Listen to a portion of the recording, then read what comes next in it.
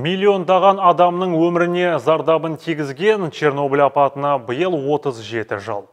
Қаралы күнді еске алу мақсатында Көмекбай Қаракөзов атындағы нөмірі 235 мектебінің ұйымдастыруымен танымдық шара өтіп, апат салдарын жоюға қатысқан азаматтар естеліктермен бөлісті.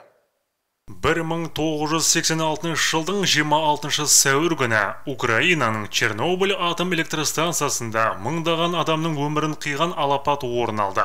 Бұл дүниежүзілік атом энергетикасы тарихындағы ең ірі жарылыстың бірі болып саналады. Тіпті Хиросима мен Нагасаки қасіретінен де асып түсті. Жарылыс зардабын жоюға 900 мыңдай адам қатысса, оның 2 мыңы қазақстандық еді. Соның ішінде біздің аймақтан 800-де азамат барып, апат болған аймақты залалсыздандыруға атсалысты. Солардың бірі Сансызбай Сандыбеков. Өз басын қатерге тіккен ол бүгінде облыстық Чернобыль ардагерлері қоғамның төрағасы болып қызмет атқарады. Шарада сөз алып, оқушыларға зұлмат күндердегі естеліктермен бөлісті. Балалармен сол өздеріміздің болған оқиғаларымызды айтып бөлістік. Оған Чернобыль атом электростансасына біз сол кезде мен өзім 25-те армиядан келгеннен кейін 4 жылдан кейін сол Чернобыль атом электростансасына алып кетті 6 айға. Сол 6 айдың ішінде мен 4 айым болып, содан приказ, қайтадан Москвадан приказ шықты, 30-ға жастар, 30-ға толмағандар қайтарылсын деп. Сол 30-ға толмай, сол кезде жасым 25-те қайттым. Ол Чернобыль атом электростансасынан кейін де біздердің жағдайларымыз жақсы болған жоқ. Бірінші, екінші топтағы мүгедектер болды. Оған сыр бойынан 800-дей азаматымыз қатысты. Қазіргі таңда 800-ден 223-дей азаматымыз қалды. Бірінші, екінші топтағы мүгедектер. Чернобыльға қатысқан азаматтарымыздың алды 70-ден асты, кейінгісі міне 60-та, 40-тан.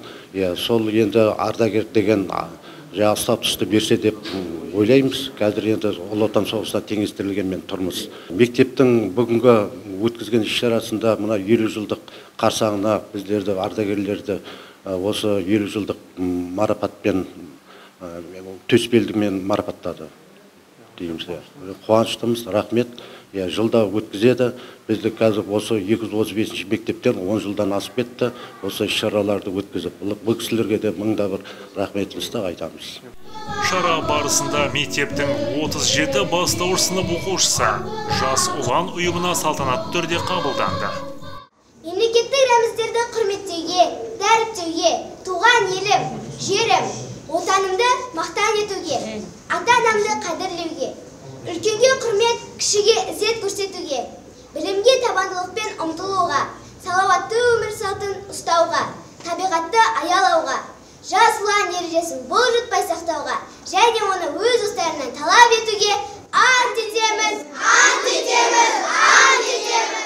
Азаматтарымызды, Чернобыльге қатысқан ардагерлерді еске алуға байланысты осы қаланың Чернобыль қоғамының ардагерлер қоғамының төрағасы Шахатов Жұмабекті, облыстық Чернобыль ардагерлер қоғамының төрағасы Сандыбеков Сансызбай және Зиятбек ағаларымызды осы мектепте үлкен іс-шара өткізіп, оқушылармен кездесу іс-шарасын жасадық. Бұның мақсаты балдарға сол уақыттағы апат кезіндегі ағаларымыздың ерліктерін паш ету, патриоттық сезімін ояту.